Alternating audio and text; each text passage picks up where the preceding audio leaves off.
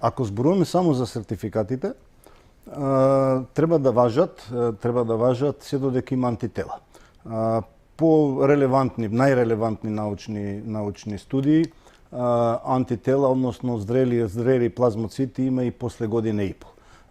Така да, мислам дека 6 месеци е подобро од претходното решение, сигурно. Меѓутоа, мислам дека треба да биде многу подолго, бидејќи природното прележување на одредена болест е имунитетот кој е стекнат после тоа е најдобар имунитет и евентуално можеше да се стави некаква одредба да се проверуваат антитела, да речеме, на 6 или на 9 месеци, бидејќи многу луѓе, ако имаат контакт после прележувањето повторно со вирусот, они може да имаат и многу високо ниво на антитела, висок титар и долго, и неколку години. Меѓутоа, еве на старт едно размислување на комисијата која ќе го предложи до министерот, кој веднаш не би се сложиле доколку би бил член на таа комисија. Значи сега веќе е илузорно да се бараат сертификати, така да и барањето дали ќе биде 6 или 9 месеци или година и пол после прележување во однос на колективните мерки нема некое значење, бидејќи очигледно е дека сега веќе големи значајни држави ги укинаа сертификатите. И мислам дека треба и ние да одиме на укинување на овие сертификати. Јас можам да кажам зошто, еве и како предлог можеме од оваа емисија, бидејќи најавија дека комисијата заседава секој вторник, па еве како предлог за следниот вторник, нека го разгледаат и нека прифатат или одбијат и нека кажат зошто. Јас ќе кажам зошто треба да се укинат.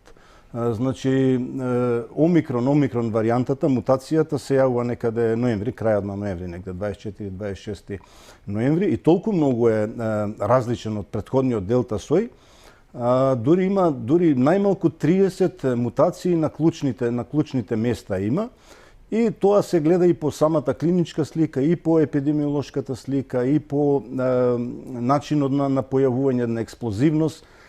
Така да, вакцините кои се примени, кои луѓето ги примале, веќе не делуваат на оваа мутација. Повторно ќе зборуваме за вакцините, еве да прифатиме дека вакцината нема мана, дека е идеална и така натаму, меѓутоа вакцината е спремана со оригиналниот сој, нели, од Вухан на SARS-CoV-2 вирусот, и од тогаш неочекувано веќе неколку пати, 4 до 5 пати имаме ние сериозни мутации. Значи, од таму се гледа дека и сега главното прашање е во светот на науката дали воопшто треба да се прави напор да се произведува вакцина за омикрон.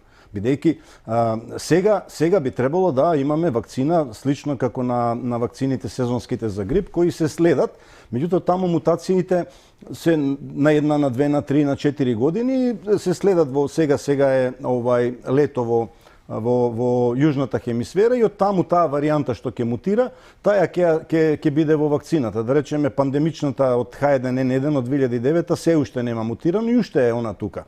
Значи, сега е веќе илузорно да се замислува дека на секои 3-4 месеци светот, нели, како што мутира коронавирусот, дека може да прави соодветна вакцина. Најавите се дури над производителите дека Модерна, не Pfizer, дека до март-април ќе успеат да влезат во некакви клинички испитувања со вакцина за омикрон сојот. Што значи сега, ако ние, дури производителот признава, иако има напори, нели, да се каже дека некои кратки заштитни, не знам, трета, бустер и така натаму, ќе имаат некакво дејство, меѓутоа јасно е дека и од науката и така натаму, значи ако имате вакцина во ред, заштитила, завршила до сега работа, значи еве да прифатим идеално, и сега имаме мутација и тоа мора да се направи вакцина која ќе содржи, бидејќи таму на секвенците 6970 има големи мутации во однос на делта сојот, а уште поголеми во однос на оригиналниот сој. И сега да тврдите дека оваа вакцина штити, исто како да речете дека вакцината ве штити за морбили, за паротит, за ХИВ. Значи таа вакцина си ја завршила работа. Сакате да кажете инсистирање на нови вакцини, инсистирање на сертификати е смешно, бидејќи тој сертификат веќе не важи. 98% омикрон варијантата ги стисна другите корона соеви. Значи сега имаме омикрон, немаме вакцина за тоа, таа вакцина што завршила и стварно е илузорно затоа големиве држави, значи има причина, еве затоа викам јас објаснувам зошто го давам предлог до комисијата, а комисијата ако не го прифати нека објасни зошто.